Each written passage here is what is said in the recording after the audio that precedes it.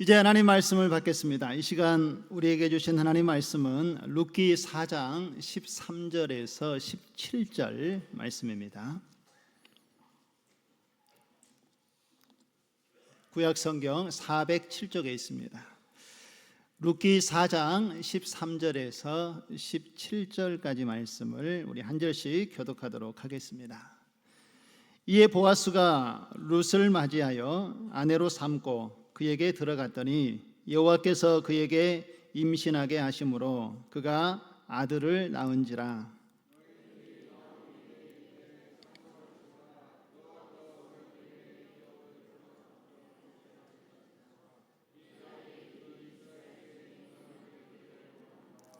이는 내 생명의 회복자이며 내 노년의 봉양자라.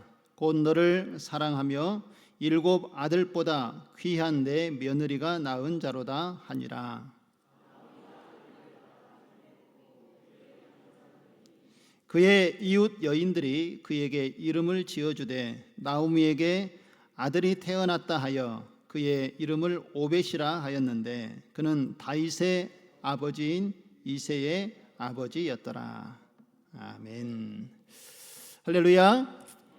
오늘 이 자리에 함께 오신 모든 여러분들을 진심으로 환영하고 축복합니다. 그리고 이 시간 좌우에 계신 여러분들, 우리 가족들이 계시기도 하고 또 우리 하나님 안에서 함께 믿음을 가지고 하나님의 자녀가 된 성도들이 계십니다. 우리 좌우 앞뒤로 옆사람, 앞사람, 뒷사람을 보시면서 이렇게 한번 인사했으면 좋겠습니다. 우리가 가족입니다. 한 번 더 인사하겠습니다. 우리가 가족입니다. 믿으십니까? 한 하나님을 아버지로 모시고 있기 때문에 우리는 하나님 안에서 모두가 한 가족이 된 줄로 믿습니다. 그런데 사랑하는 성도 여러분, 이 가족이요 어쩌다가 우연히 이루어진 것이 아님을 기억하시기 바랍니다. 가족은요 하나님께서 아름다운 목적을 가지고 하나님께서 직접 계획하시고 이루신 가정이라는 것입니다. 오늘 본문의 말씀에 보면 하나님께서 이렇게 이루신 한 가족을 소개하고 있습니다. 그 가정이 누구의 가정인가 하면 바로 나오미라는 여인의 가정입니다. 오늘 이 가정이 절망 가운데 어려움 속에 처해 있었지만 하나님께서 이 가정을 회복시키시는 이야기를 통해서 우리 각 가정과 또 하나님을 섬기는 믿음의 공동체를 향한 하나님의 뜻이 무엇인지 오늘 함께 이 말씀을 통해서 묵상하고 또 그 은혜를 함께 나누는 시간을 갖도록 하겠습니다. 먼저 아픔과 슬픔까지도 함께하는 것이 가족임을 기억하시기 바랍니다. 뭐라고요? 가족은요? 무엇과 무엇을 같이 한다고요? 아픔과 슬픔까지도 함께하는 것이 바로 가족입니다. 룻기의 이야기는요 한 여인의 절망에서부터 시작하는 것을 볼 수가 있습니다. 여러분 나오미에 대해서 많이 들어보셨죠? 오늘 등장하는 이 나오미는 유대 지역 베들레헴에서 살고 있었습니다.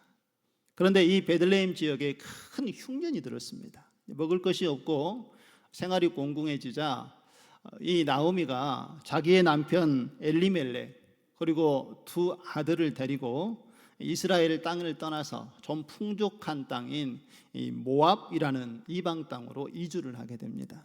그래서 나름대로 지금 상황이 어려우니까 조금 더 잘 가족과 함께 살아보기 위해서 낯선 땅으로 이주하면서 나름대로 기대와 희망을 가지고 그 땅에 가지 않았겠습니까?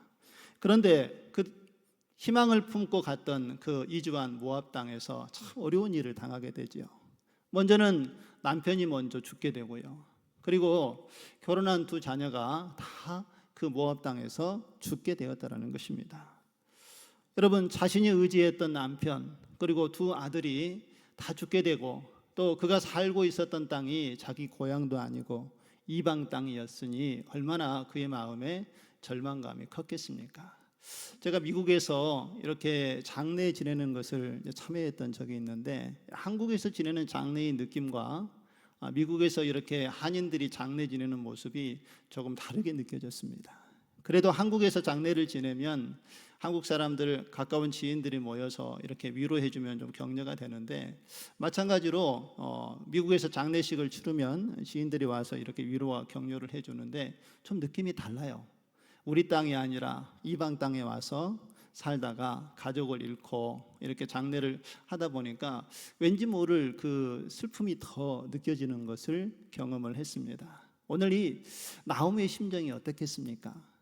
남편을 잃고 두 아들을 다 잃은 심정에서 그래도 잘 살아보려고 이방 땅까지 왔는데 뜻대로 되지 않은 그러한 상황에 처하게 되자 한순간에 아마 이 나오미의 마음속에 삶의 의미가 다 사라져 버렸을 것이고 소망도 잃고 아마 상당한 절망 가운데 나오미가 빠져 있었으리라 생각이 되어집니다.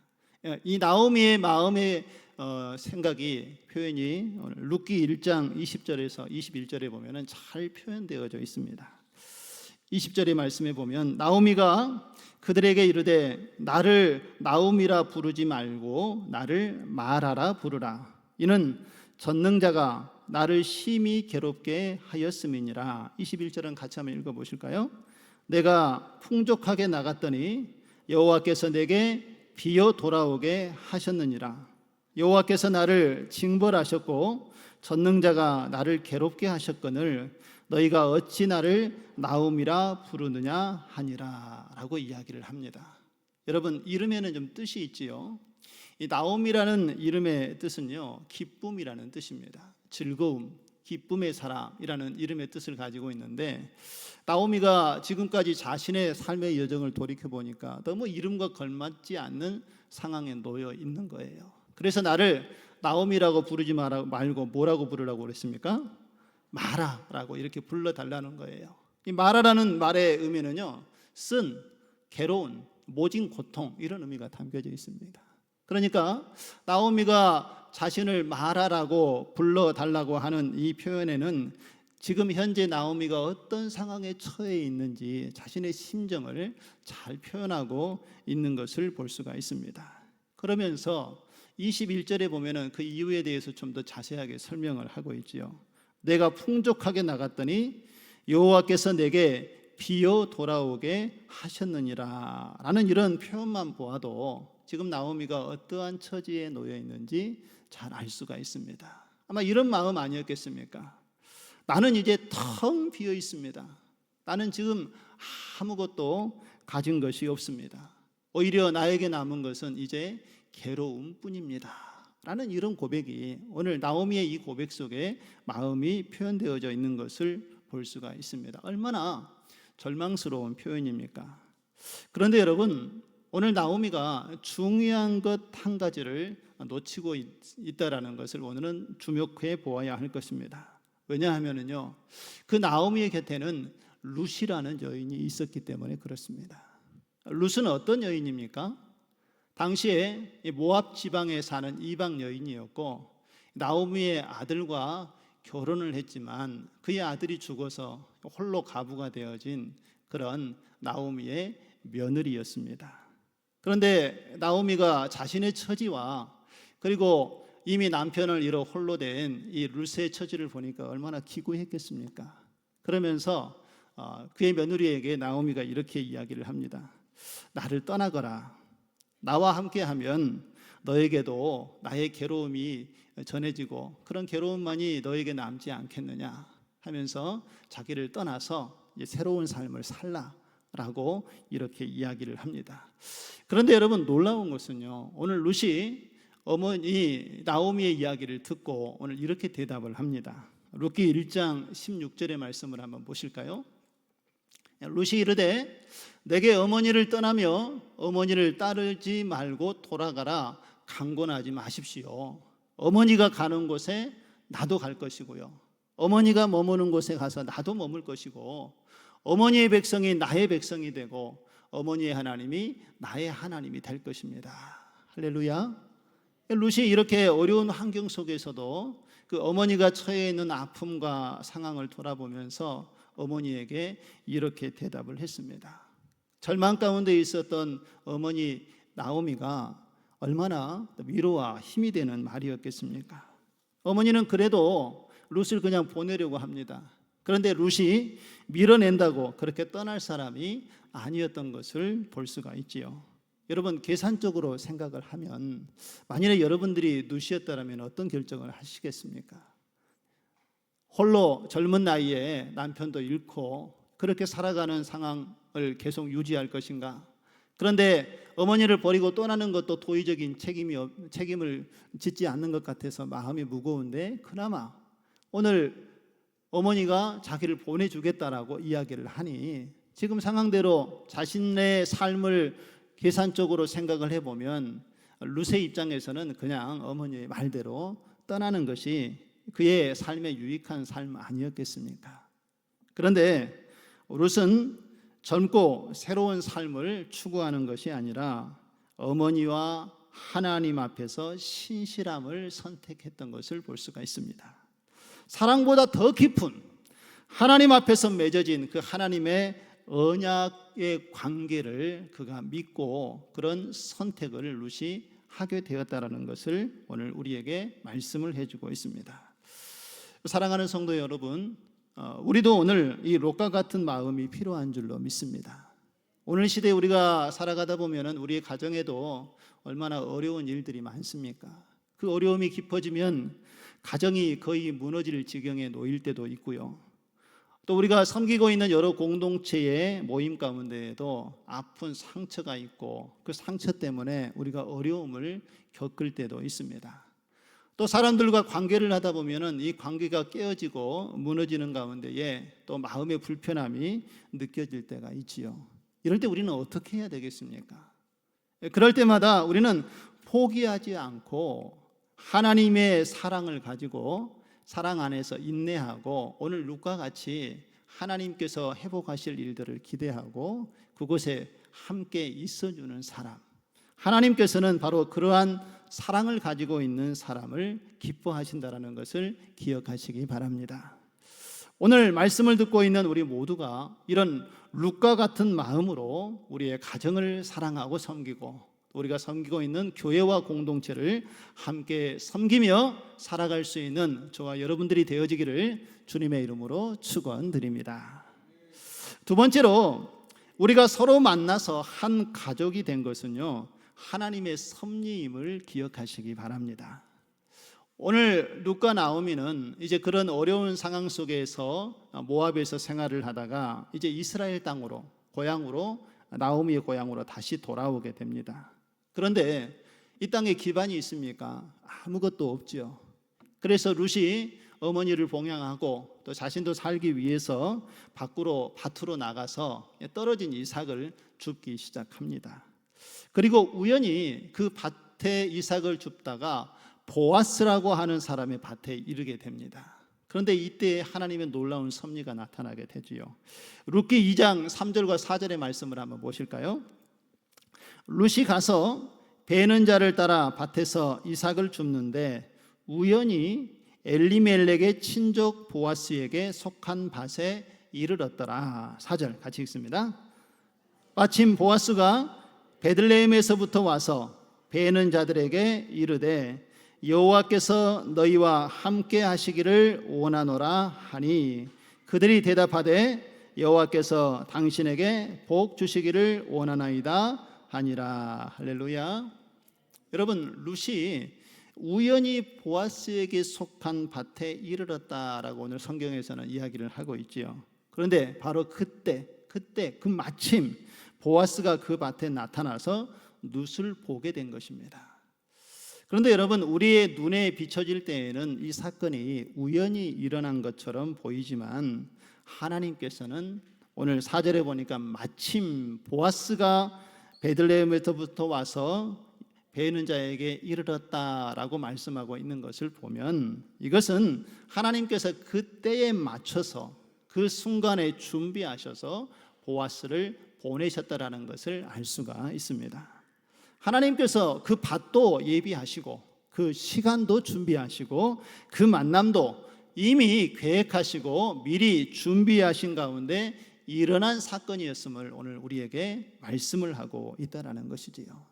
우연인 것처럼 보이지만 하나님의 섭리 가운데 하나님의 계획 속에서 믿음으로 하나님을 바라보는 자들의 삶을 하나님께서 인도해 가신다는 것을 오늘 룻과 보아스의 만남을 통해서 우리에게 분명하게 말씀을 해주고 있습니다. 여기서 보아스는요, 룻이 가지고 있는 그 아픔과 그 처지를 가볍게 여기지 않았습니다. 이제 그 룻을 보고 룻의 형편과 처지를 들었겠지요. 그런데 알고 보니까 이 룻이 자기 친족이었다라는 것입니다. 그래서 보아스가 이 룻을 귀하게 여기고 이 룻을 보니까 이 부모를 잘 공경하고 섬기는 사람이에요. 어렵고 형편이 힘든 처지에 있었고 남편도 이미 사별하여서 홀로 된 몸이었지만 홀로 남은 그 시어머니를 모시기 위해서 이방 땅에서 어머니를 따라와서 자신이 직접 이삭을 주어서 어머니를 봉양하고 섬기는 그 모습을 보고 이 보아스가 원래 조금 먼 친척이었습니다. 당시에 이스라엘의 역사에 가족을 돌보는 그러한 사회적인 풍습을 보면은 남편이 죽고 남자가 죽어서 기업을 물을 수 없는 상황이 되면 가장 가까운 친족이 그 기업을 함께 물어서 가문이 멸망하지 않도록 돕는 역할을 합니다. 그런데 보아스도 친족이었기 때문에 그 역할을 할 수 있는 위치에 있었지만 그보다 더 가까운 친족이 있었다라는 거예요. 그래서 직접 도울 수는 없었는데 가까이 있었던 친족이 그것을 포기하자 자기가 책임을 지고 기업을 물을 자가 되겠다라고 이야기를 합니다. 그리고 책임지고 이제 이 룻의 가정을 돌보는 것을 보게 되어지는데 결국은 보아스가 룻과 함께 이제 결혼을 하게 되지요. 그래서 하나님께서는 이러한 섭리 가운데 한 가족이 완전하게 이루어지는 것을 오늘 우리에게 말씀을 하고 있는 것입니다. 여러분, 우리의 만남도 마찬가지입니다. 내가 남편을 만난 것도, 내가 아내를 만난 것도, 그리고 우리 가정에 하나님께서 자녀를 맡겨주신 것도 다 하나님께서 계획하시고 준비하신 만남이라는 것을 기억하시기 바랍니다. 우연히 만난 것이 아니고 하나님의 계획과 섭리 속에서 만나게 하시고 가정을 이루게 하시고 자녀를 또한 이렇게 믿음 안에 양육하도록 우리의 삶을 하나님께서 이끌어 오신 줄로 믿습니다. 그리고 여러분, 우리 가정에 또 아들을 통해서 며느리를 드리게 하시고 또 딸을 통해서 사위를 가지게 하는 것도 하나님의 섭리인 줄 믿으시기 바랍니다. 새로운 가족으로 맞이한 우리 며느리와 그리고 사위를 그래서 우리가 귀하게 여겨야 한다는 것입니다. 아끼고 사랑하고 돌보아주는 또 부모의 심정이 필요하겠지요. 지금까지 우리가 살펴본 이 룻의 가정이 이루어지는 과정, 나오미의 가정이 회복되어지는 과정을 살펴보면은요, 이 가족이 세워지는 과정이 우리가 눈으로 봤을 때는 우연히 그리고 어쩌다가 묶여진 그러한 가정이 된 것 같지만 결코 그렇지 않다라는 것입니다. 한 가족이 탄생하기까지는요, 보이지 않는 손길이 직접 계획하시고 또 직접 이루어가는 누군가의 그 이끄심이 있었기 때문에 한 가족이 세워지게 된 줄로 믿습니다. 이것을 책임지고 이것을 이끄신 분이 바로 누구입니까? 하나님이십니다. 하나님께서는 가정을 만드셨고 또 그 가정을 단위로 해서 믿음의 신앙을 이루어가도록 우리와 함께 계신 줄로 믿습니다. 그러므로 하나님께서 세우신 우리 가정을 소중히 여기시는 저와 여러분 되어지기를 간절히 소망합니다. 서로에게 어려움이 있을 때에 힘과 위로를 줄 수 있는 오늘 룻과 보아스와 같은 그런 하나님의 사랑을 나타낼 수 있는 믿음의 가정을 이루어 가시기를 주님의 이름으로 축원드립니다. 마지막으로 우리 가정은 하나님의 뜻을 이루는 구원의 통로임을 기억하시기 바랍니다. 이제 룻과 보아스가 만나서 결혼하여 한 아이를 낳게 됩니다. 그런데 여러분, 그 아이의 이름이 무엇인지 아십니까? 오벳입니다. 혹시 오벳 하면은 그의 후손이 누구인지 여러분 혹시 기억나는 사람들 떠오르십니까? 예, 그렇죠. 오벳의 아들이 이새이고요. 또 이새하면 또 가까운 사람이 떠오르죠. 이새의 아들은 누구입니까? 다윗입니다. 그렇죠. 우리 확인해 볼까요? 룻기 4장 17절의 말씀을 한번 보겠습니다. 그의 이웃 여인들이 그에게 이름을 지어주되 나오미에게 아들이 태어났다 하여 그의 이름을 무엇이라고요? 오벳이라고 하였는데 그는 다윗의 아버지인 이새의 아버지였더라. 할렐루야. 이스라엘의 최고의 왕이었던 다윗, 그리고 그의 후손에서 마침내 누가 태어납니까? 예수 그리스도가 탄생하게 됩니다. 여러분, 한 여인의 절망적인 시작에서 비롯되어졌던 오늘 본문의 이야기가 하나님의 구속의 역사로 이루어지는 놀라운 반전이 이후의 역사의 현장 속에서 나타나게 되는 것을 볼 수가 있습니다. 그래서 오늘 우리가 이 룻기의 이야기를 통해서 분명히 알 수 있는 중요한 사실은 하나님께서 세우신 우리의 가정은요, 우연이 아니라 하나님의 섭리 가운데 세워진 가정이고, 또 하나님의 뜻을 이루는 구원의 통로로 우리의 가정을 세우셨다라는 것입니다. 하나님께서는요, 우리가 이렇게 믿음의 가정을 세워갈 때에 때로는 오늘 나오미의 가정처럼 절망적인 상황을 우리가 겪을 때도 있습니다. 그것 때문에 눈물을 흘리고 또한 어려운 환경에 우리가 하나님께 간절히 기도할 때도 있지만, 이런 모든 과정을 통해서 하나님께서는 회복의 길을 열어가시고 또 생명의 길을 열어가시는 하나님이 되심을 믿으시기 바랍니다. 지금 혹시 여러분들의 가정 가운데에 이 나오미와 같은 상황은 다르지만 어렵고 힘들고 정말 절망스럽고 포기해버리고 싶은 그러한 일들이 여러분의 가정 속에 혹시 자리 잡고 있지는 않습니까? 너무 어려워 보이고 절망스러운 상황이라 할지라도 여러분 절대 포기하지 마시기 바랍니다. 하나님께서 그 가운데 함께 계심을 믿으시기 바랍니다.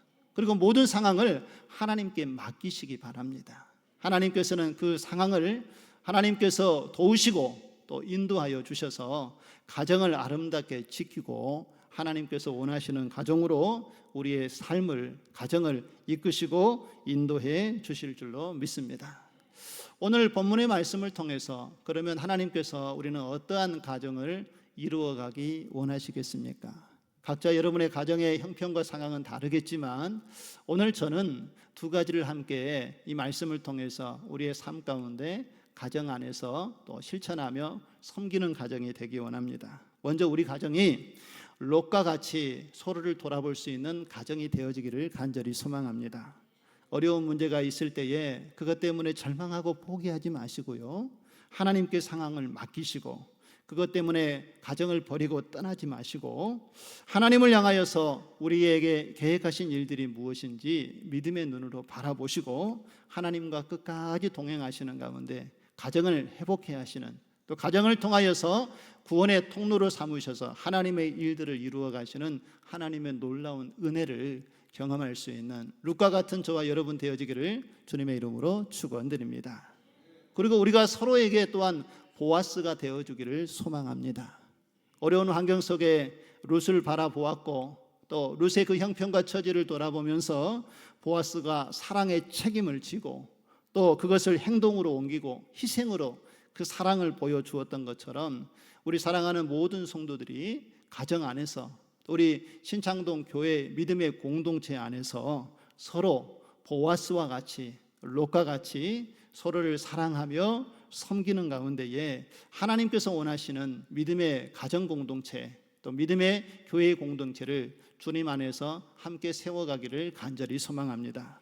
외로운 이도 없고 버려지는 이도 없고 함께 울며 슬퍼하는 이가 없도록 하나님을 바라보는 가운데 우리의 삶 가운데 그 하나님의 사랑이 훈훈하게 나누어지고 그 사랑으로 충만하게 채워지는 하나님의 놀라운 은혜가 여러분의 가정과 우리 교회 위에 또 믿음의 공동체 위에 충만하게 채워지기를 주님의 이름으로 축원드립니다.